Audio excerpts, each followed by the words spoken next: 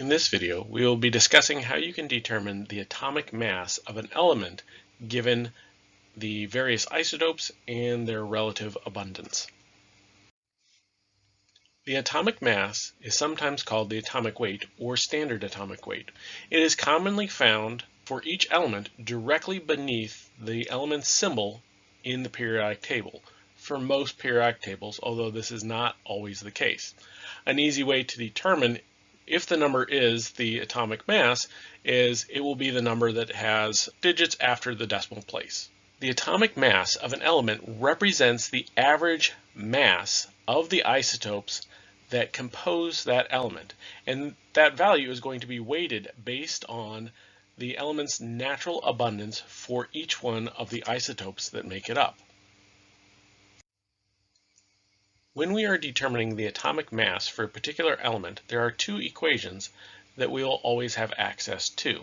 The first is the one that is primarily used to determine the atomic mass, and that is your atomic mass is equal to the sum of the fraction of a particular isotope times the mass of the particular isotope, and you will do that, take the product of those two values for all of your various isotopes, add them together, and that will be your atomic mass.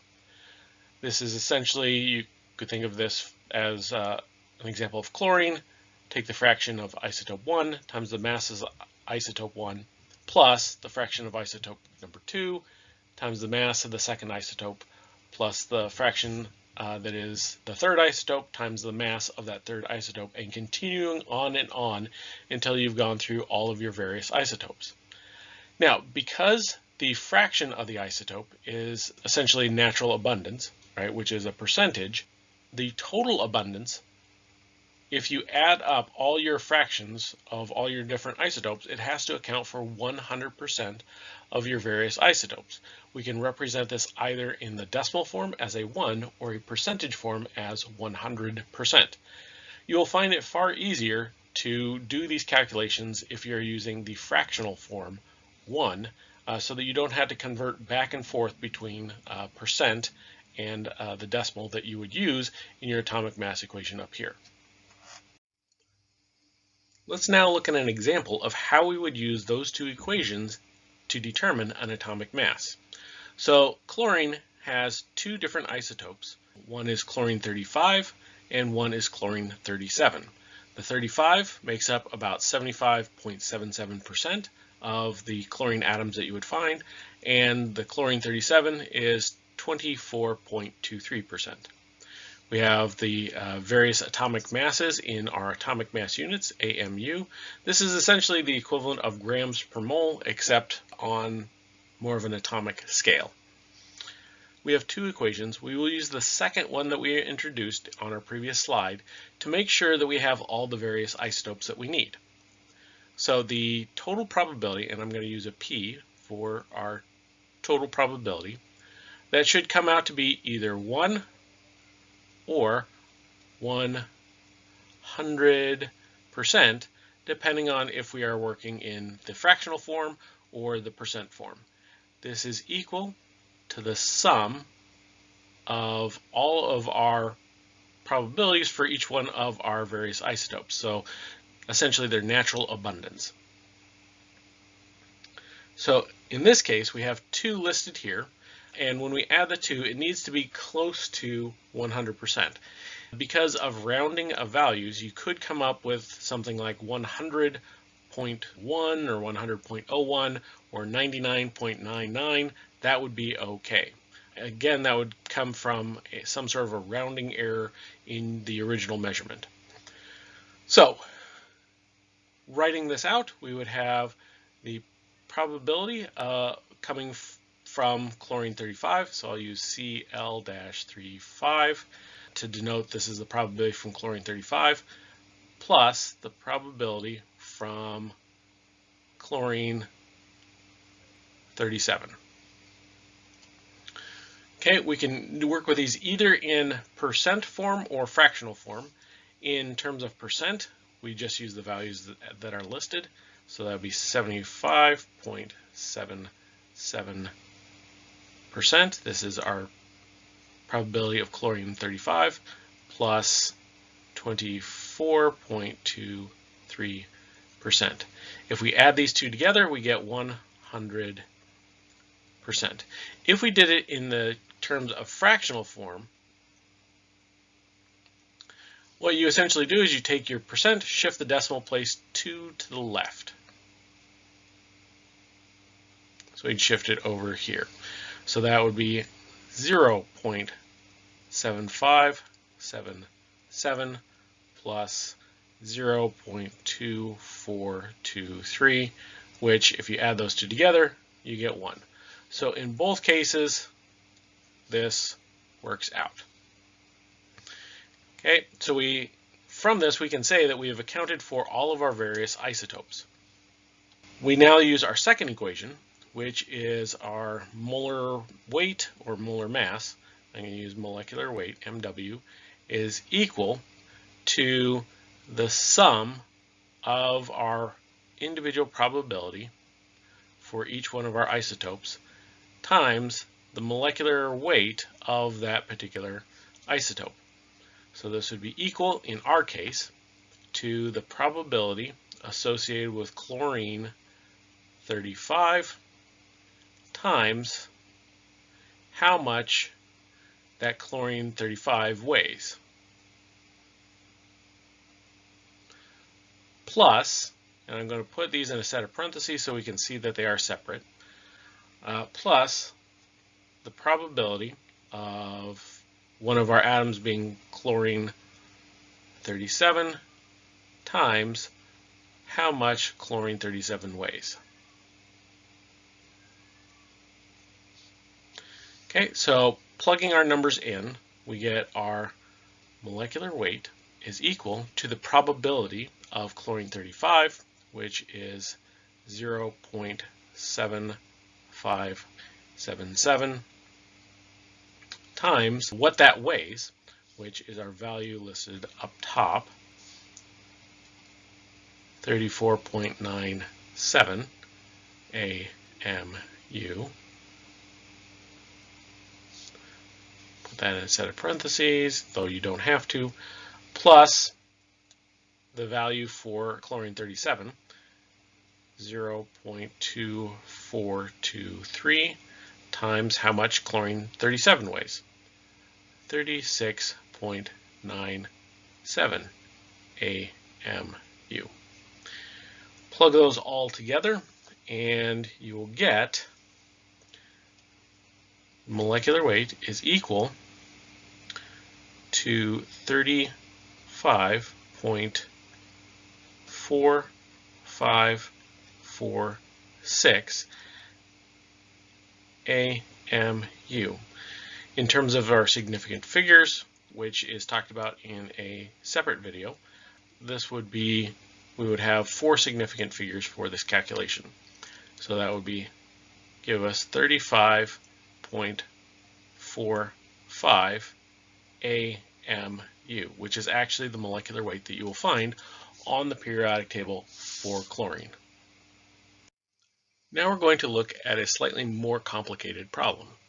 So for magnesium, naturally occurring magnesium has an atomic mass of 24.305 atomic mass units and consists of 3 different isotopes: magnesium 24, magnesium 25, and magnesium 26, and we have the associated atomic mass units for each one of those isotopes given to us.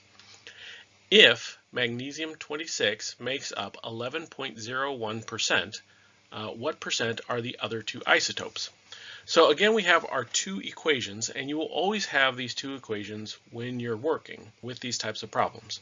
So the first is that the total probability is equal to the sum of all of your individual probabilities, right? So each one of the percentages, when we add them all together, those should come out to be either 1 if you're working in fractional form, or 100% if you're working in percent. The other equation that we will be having access to is our molecular weight, and I'm going to put total just to help us define this as we're moving things around. That is equal to the sum for each one of our isotopes of the probability for a particular isotope times the molecular mass or molecular weight for that particular isotope. Add all those together, and that gives us the total molecular weight, or the molecular weight that we would find on our periodic table.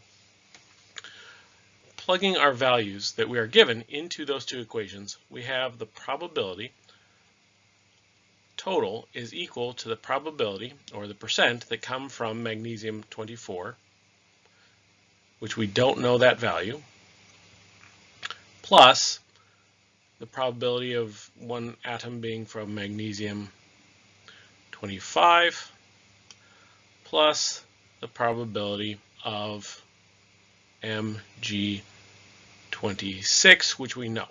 So this is Mg24. I'm going to drop the dash for simplicity, plus probability Mg25, plus I'm going to be working with fractions as opposed to percent.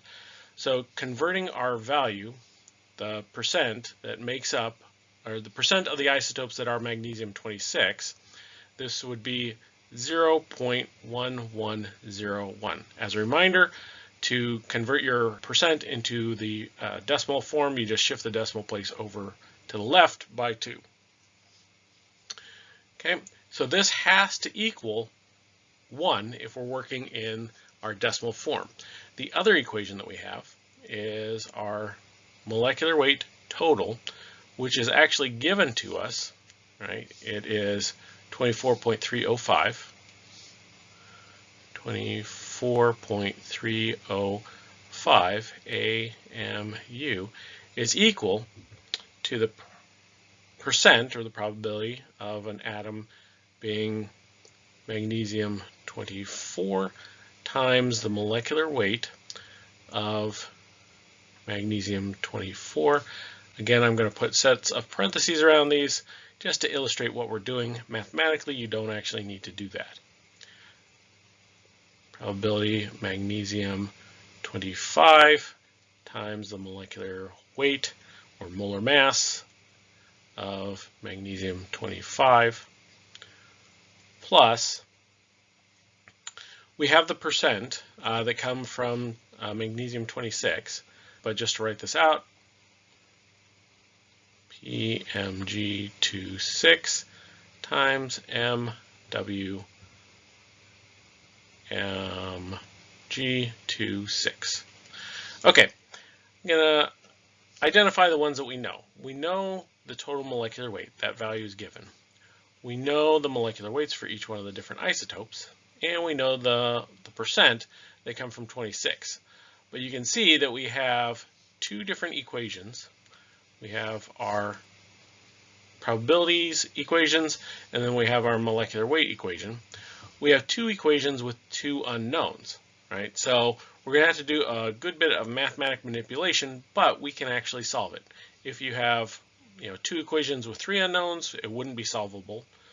Or if you had one equation with two unknowns, we wouldn't be able to solve it. But we have two equations with two unknowns. So we'll need to do a little bit of mathematical manipulation.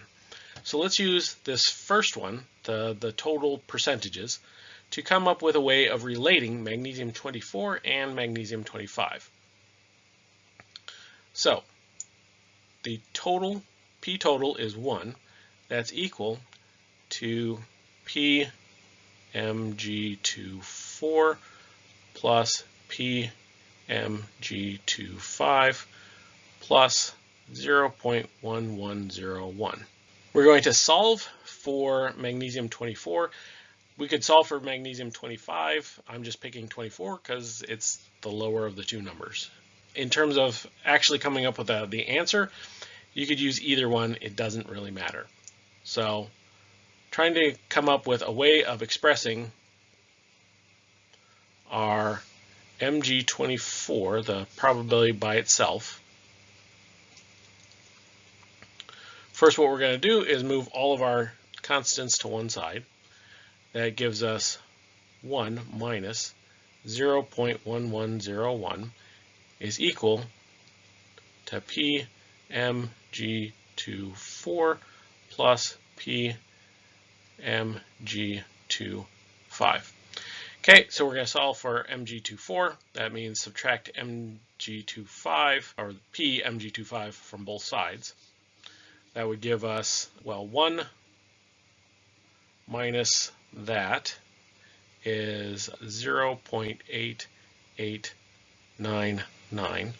Now we move the PMG25 to the other side, and this would give us 0.8899 minus the percent of the atoms that are Mg25. This is equal to PMG24. So what we can do is anywhere that we see PMG24, we can replace it with this equation here. What that does for us is we can replace this with a function that is in terms of the probability of magnesium-25, which makes it so that our equation here for the total molecular weight only has one variable that we don't know, and that's the PMG25. So what that would look like is the molecular weight total is equal to, okay, I'm going to replace the PMG24 with our equation 0.8899 minus PMG25. This is going to be times molecular weight of Mg24, right? So this is the same as I had before. I just replaced PMG24 with the equation that we had derived for that. This would be plus PMG25 times MWMG25 plus PMG26 times MWMG26. Okay, in terms of the values that we know the total weight, we know this one, we know that, this, and that. Now all we have to do is a decent amount of mathematical manipulation to solve for PMG25. I'm going to clear out much of the screen to give us some more room to work with there. Okay, so first we'll need to distribute our set of parentheses out here and move everything that doesn't have PMG25 to the left-hand side. So I'm going to subtract this portion from both sides. That will move it over to the left, and distribute this part out so that we have access to our PMG25 that's inside the set of parentheses. So that would give me MW total minus PMG26 times MWMG26, right? That comes from taking this part here, subtracting the entire set of parentheses from both sides. That will be equal to, now I'm going to distribute what's inside the set of parentheses here. So that would be 0.8899 times MWMG24 minus PMG25 times MWMG25 plus PMG25 times molecular weight Mg25. Okay, so we actually don't need our set of parentheses that are here because the order of operations will sort us out. Okay, so we can now move this to the other side, right? We can subtract that from both sides. And then we can combine our other two terms together because they both have this PMG25. So first, moving our term here to the other side, so I'm going to subtract that from both sides. So that would be MWT minus PMG26 times MWMG26 minus 0.8899 MWMG24. That is equal to combining the two terms here together, right? Because they both have PMG25. Before we proceed, quick correction, this should be MG24, not 25. Okay, so combining these two terms together, we get negative MWMG24 plus MWMG25 times PMG25. Okay, we can now move what's in the set of parentheses to the other side. To do that, because we're multiplying, we will divide both sides by this. We can also take and rearrange these two, swapping locations, right? Just so that it's more common to have the subtraction as opposed to adding a negative. Just mathematical convention, doesn't really need to necessarily be done, but we're going to do it for cleanliness of our expression. So we would get PMG25 is equal to molecular weight total minus PMG26 times MWMG26 minus 0.8899 MWMG24. That whole thing divided by MWMG25 minus MWMG24. Okay, and again, essentially this bottom part here is the same as this. All I did was flip these two so that I'd have a minus sign here as opposed to having a negative plus a positive. It's just more mathematical convention, not something that you necessarily do. It would be perfectly okay to keep it in its original form, written out like this. You will get the exact same answer. It's just more mathematical convention. Okay, we're going to take another pause. I'm going to clear the screen again, and then we'll plug in our numbers. Okay, we can now plug in our values. PMG25 is equal to the total molecular weight, which we have, that is 24.305 from up top, AMU, minus PMG26, which is the percent that come from magnesium 26. We're going to use the fractional form, not the percent form.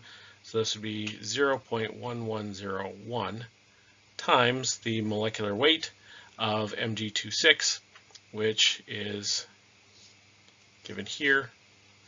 That is 25.982 AMU minus 0.8899 times the molecular weight of Mg24, which is given here. So that's 3.985 AMU. That whole thing is going to be divided by the difference between molecular weight of magnesium 25, which is 24.985, that is given to us, minus the value for Mg24, 3.985. Okay, if we plug that all into the calculator, you will come out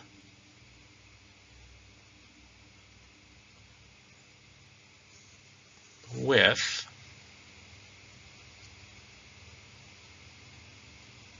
PMG25 is equal to the whole top part. You come out with 0.1001303 AMU, and on the bottom, this is 1.000 AMU, which comes out to be 0.1001303.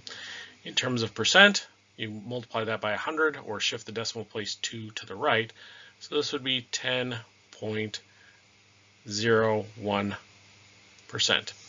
Okay, we can actually use our equation up here that we derived a long time ago to work out what the percent from Mg24 is going to be. So PMG24 is equal to 0.8899 minus our value for PMG25, which is 0.1001303. Plug that into the calculator, you end up with 0.789767, which is equal to 79.98%. As a quick note, there's a typo on this slide.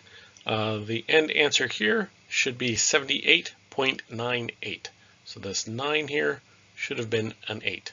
It adds up to be 100% when you add the three values.